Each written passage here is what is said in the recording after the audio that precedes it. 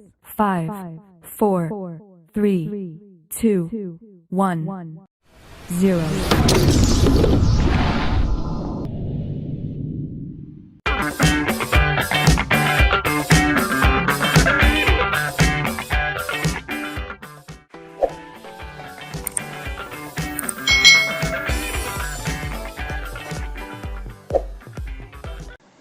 Hai.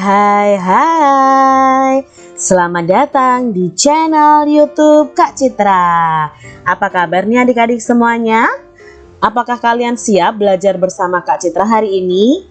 Kita akan belajar bersama-sama untuk mata pelajaran tematik kelas 4. Kita belajar di tema 3, peduli terhadap makhluk hidup.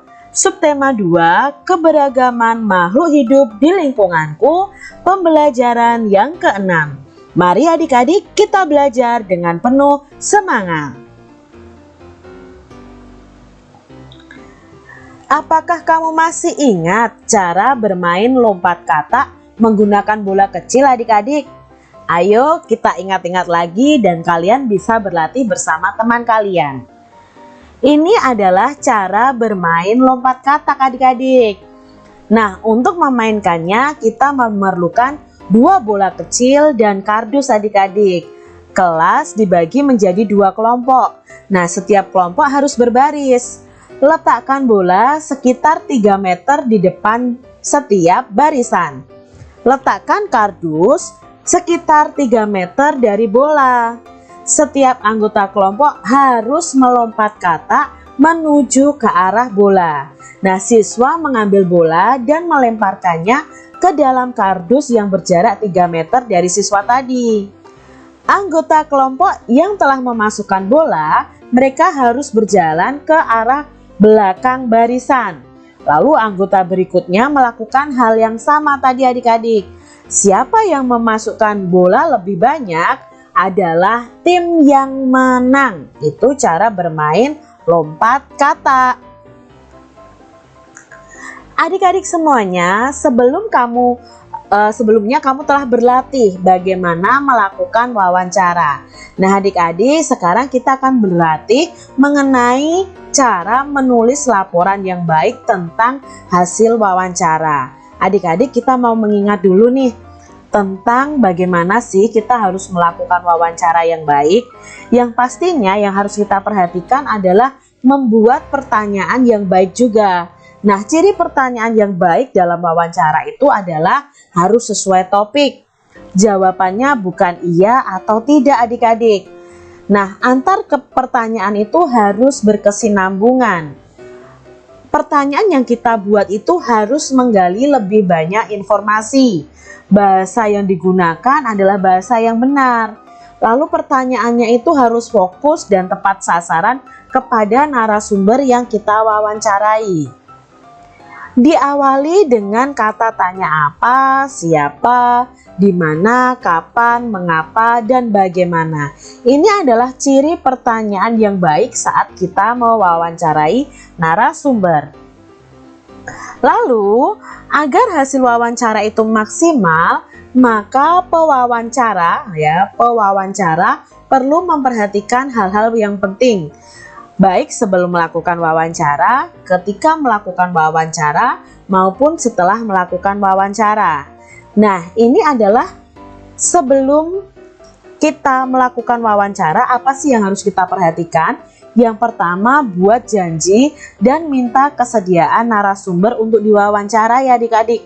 Jangan tiba-tiba langsung kalian wawancarai ya, tapi kalian buat janji dulu dan minta kesediaannya. Yang kedua, tunjukkan kesan yang baik, misalnya datang tepat waktu, berpakaian yang sopan saat wawancara, berbicara dan bersikap sopan juga. Menyiapkan daftar pertanyaan yang sesuai dengan pokok permasalahan. Lalu pertanyaan yang baik itu mengandung unsur adiksimba. Masih ingat adik-adik? Apa, di mana, kapan, siapa, mengapa, dan bagaimana. Kalian juga harus berlatih agar tidak selalu membaca pertanyaan yang telah kalian susun. Jadi kalian juga bisa memahami apa sih pertanyaan yang akan aku ajukan kepada narasumber, itu harus berlatih dengan cara membaca adik-adik. Jadi kalian sebelum melakukan wawancara baca dulu. Jadi nanti ketika wawancara pun kalian tidak membaca pertanyaan yang telah kalian susun. Ketika sedang melakukan wawancara, hal-hal apa yang harus kita perhatikan? Yang pertama, perkenalkan diri dulu sebelum kalian wawancara. Sampaikan tujuan wawancara kalian. Mulai wawancara itu dengan pertanyaan yang ringan adik-adik.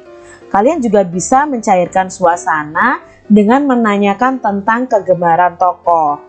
Jika suasana sudah cair, baru hubungkan dengan persoalan yang menjadi topik wawancara.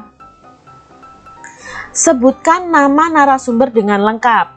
Bawa buku catatan, alat tulis, atau kalian bisa pakai alat perekam, bisa handphone ya, saat melakukan wawancara. Dengarkan pendapat dan informasi dari narasumber secara saksama. Kalian tidak boleh memotong pembicaraan dari narasumber adik-adik. Hindari menyela agar keterangan tidak terputus. Ini yang harus kita perhatikan saat wawancara. Hindari minta pengulangan jawaban dari narasumber. Nah, di sini juga ada hindari pertanyaan yang berbelit-belit atau berputar-putar, pertanyaannya itu lagi, dan itu lagi. Itu harus kita hindari. Hormati petunjuk narasumber. Hindari pertanyaan yang menyinggung dan menyudutkan narasumber. Mampu mengambil kesimpulan dan tidak semua jawaban itu perlu dicatat. Ambil saja yang pokok-pokoknya adik-adik. Lalu setelah melakukan wawancara, hal apa yang harus kita perhatikan?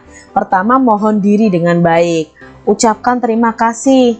Sampaikan permohonan maaf jika selama wawancara ada hal yang kurang berkenan. Nah, itu tadi hal-hal yang perlu kita perhatikan sebelum wawancara, saat wawancara, dan sesudah atau setelah wawancara. Kamu akan belajar tentang cara menulis laporan berdasarkan hasil wawancara nih adik-adik. Tadi sudah belajar tentang hal-hal yang penting yang kita lakukan sebelum wawancara, saat wawancara, dan setelah wawancara. Nah, setelah itu kita harus membuat laporan hasil dari wawancara kita. Nah, untuk membuat laporan itu format menulis laporannya ada sendiri adik-adik. Yang pertama adalah latar belakang. Nah, latar belakang ini berisi alasan kenapa kita melakukan wawancara.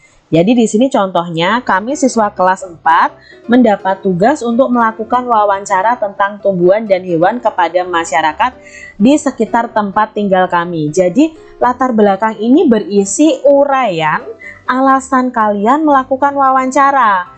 Lalu yang kedua setelah latar belakang adalah maksud dan tujuan. Kalian menuliskan maksud dan tujuannya dilakukan wawancara.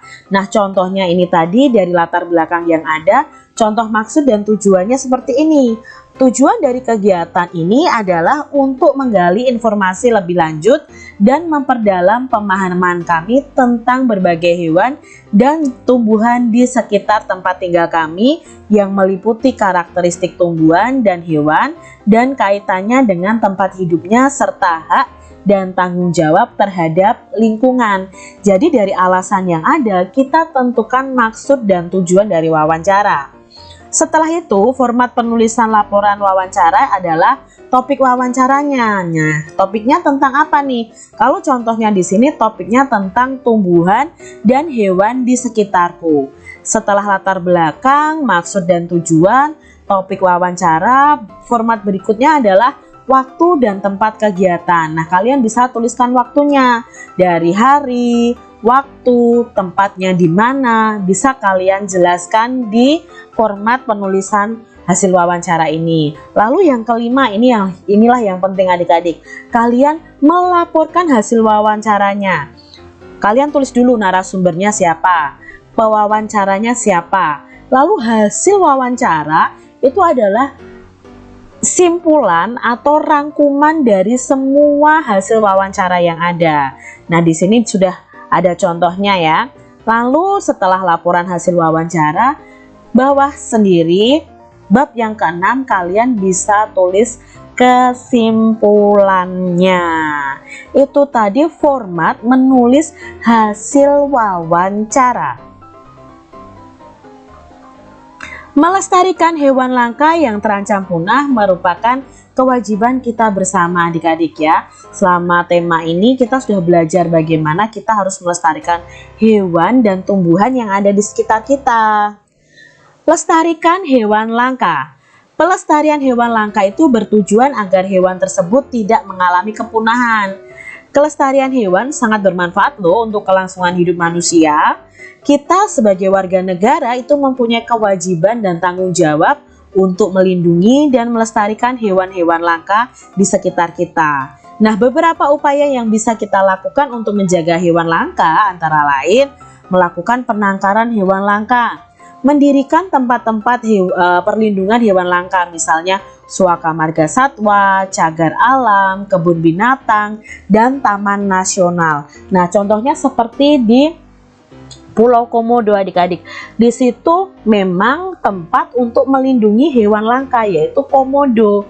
Lalu ada Ujung Kulon. Di situ adalah tempat untuk melindungi badak bercula satu. Jadi hewan-hewan langka ini memang harus kita lestarikan dan kita lindungi, bukan malah diburu ya adik-adik. Dengan melindungi hewan langka, kita dapat satu, menjaga keseimbangan ekosistem di kehidupan di muka bumi ini agar kehidupannya tetap berjalan dengan baik. Lalu kita juga bisa melestarikan keanekaragaman hayati yang bermanfaat bagi ilmu pengetahuan dan masyarakat. Lalu dengan melindungi hewan langka ini kita dapat memenuhi kebutuhan masyarakat, misalnya untuk bahan pangan dan obat-obatan. Jadi adik-adik mari kita melindungi hewan-hewan yang ada di sekitar kita. Mengapa kita perlu melestarikan hewan langka? Ya, karena hewan langka itu jumlahnya sudah sedikit sehingga perlu dilestarikan. Jika tidak, hewan tersebut dapat punah adik-adik. Apa yang terjadi ya jika terdapat hewan yang punah? Nah, apa yang terjadi? Akan mempengaruhi hidup makhluk hidup lainnya sehingga bisa menyebabkan ketidakseimbangan di dalam ekosistem adik-adik. Jadi jangan sampai hewan ini punah karena akan merugikan kita dan ekosistem yang ada. Apa yang bisa kita lakukan sebagai warga negara untuk melestarikan hewan langka adik-adik? Apa yang harus kita lakukan? Ya, kita dapat menghimbau kepada masyarakat untuk peduli terhadap lingkungan dengan cara menjaga agar hewan tidak mengalami kepunahan. Kita juga bisa menghimbau kepada masyarakat untuk tidak melakukan perburuan liar adik-adik ya, karena bisa menyebabkan hewan itu punah. Tuliskan himbauanmu kepada masyarakat agar melestarikan hewan langka. Nah, kalian bisa sebutkan nih himbauan kalian bagaimana. Ini himbauan dari Kak Citra nih adik-adik. Manfaat melestarikan hewan langka berarti melaksanakan kewajiban kita terhadap makhluk lainnya. Marilah mulai saat ini kita peduli dengan kelestarian hewan-hewan yang ada di sekitar kita. Coba kalau adik-adik himbauannya bagaimana ya? Apa kaitan antara kewajiban sebagai warga negara dengan pelestarian hewan langka? Apa ya kaitannya? Nah, sebagai warga negara yang baik, kita itu wajib ikut dalam menjaga alam sekitar. Contohnya ialah hewan yang hampir punah tadi. Kita harus berusaha untuk mencegah kepunahan supaya alam kita ini masih terjaga, dan kita harus menjaga keanekaragaman flora dan fauna. Apa yang terjadi jika kewajiban tersebut tidak dilaksanakan adik-adik? Nah, jika kewajiban itu tidak dilaksanakan oleh warga negara tentang pelestarian hewan langka, maka hewan itu akan mengalami kepunahan dan keragaman fauna juga akan berkurang. Demikian tadi adik-adik pembahasan kita di mata pelajaran tematik kelas 4, tema 3, subtema 2, pembelajaran yang ke-6. Besok kita akan belajar di tema 3, subtema 3. Terima kasih sudah menyaksikan video pembelajaran dari Kak Citra, dan sampai jumpa lagi di video pembelajaran Kak Citra selanjutnya. Tuhan memberkati. Jangan lupa tekan tombol subscribe, lalu tekan loncengnya, tekan juga tombol like, lalu share ke media sosial kalian. Jangan lupa untuk ikuti media sosial Kak Citra. Terima kasih.